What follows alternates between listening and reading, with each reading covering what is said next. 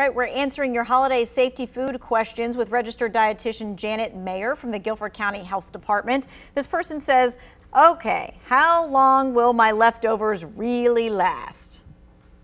Well, it's interesting because a very important thing that you want to remember about leftovers is to keep them out of the food danger zone, which is going to be below 40 degrees Fahrenheit or above 140. So anything that is within that particular range of temperatures, which is going to be what leftovers generally are, they need to be put up within 2 hours of the time that you finish serving them.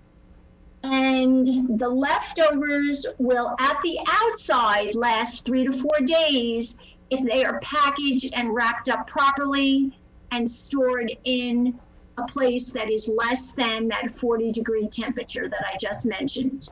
And you definitely want to carve the turkey before you store it. You don't want to just shove the bird in on the bone and everything. That is correct. Yes, ma'am. Okay, is there any way to make the leftovers last longer, someone asked? Actually, if you wanted to, after they were fully cooked, you can freeze them, and then they will last up to a couple of months. After that, they start to degrade in terms of when you defrost them. They may not be the same quality that they were when they were fresh, but if you want them to last longer, they need to be frozen, again, within that 2-hour time frame.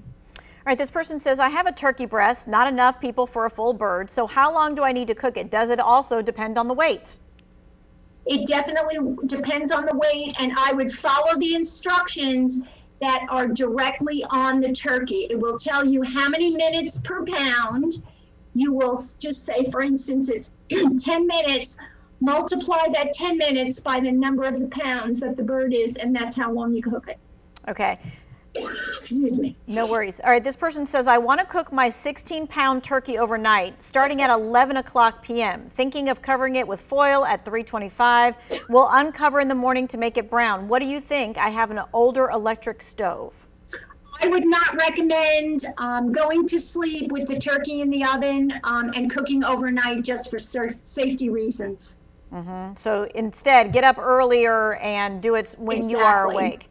Or if you want to partially cook it at night, you can do that. You can stick it in the refrigerator and then put it back in the next day, but I would not leave my oven on overnight. All right, so you can do it right now, for instance, and then do it up until you're going to go to bed and then finish it. Start cooking it now, right. Okay.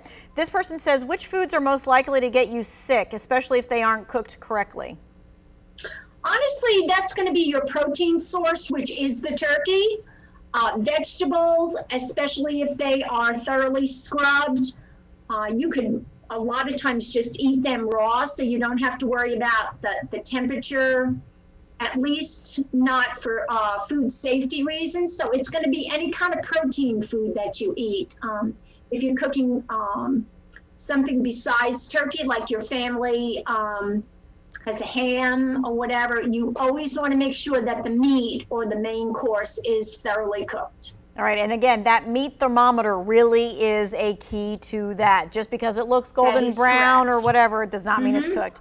All right, this person says, is uncooked turkey not good for you, just like uncooked chicken? Yes, it's exactly the same thing. It's all a poultry product. It's going to contain the same type of microorganisms that chicken does, things like salmonella. Yes, it's the same exact thing. All right, this question is, can you freeze leftover turkey meat? And if you can, how should it be packed up properly?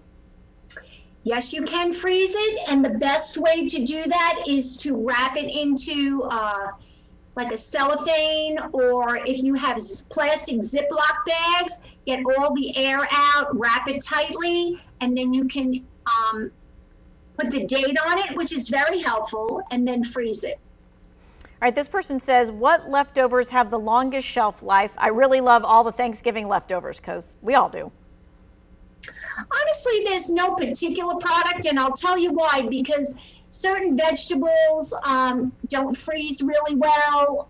It really just depends on what you're having. And believe it or not, while we think of a Thanksgiving dinner to be something pretty standard with turkey and dressing and whatever, people have a lot of variations in what they fixed for their Thanksgiving table. So it's really hard to kind of generalize when one family does one thing and another family does another.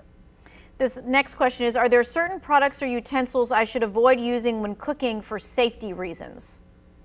Anything that's plastic, you don't necessarily want that around the stove at all because it's going to be more prone to melt. So I would recommend using stainless steel forks and spatulas and things like that whenever you're cooking. And this year they're saying when you're cooking, you should be wearing a mask. Sure.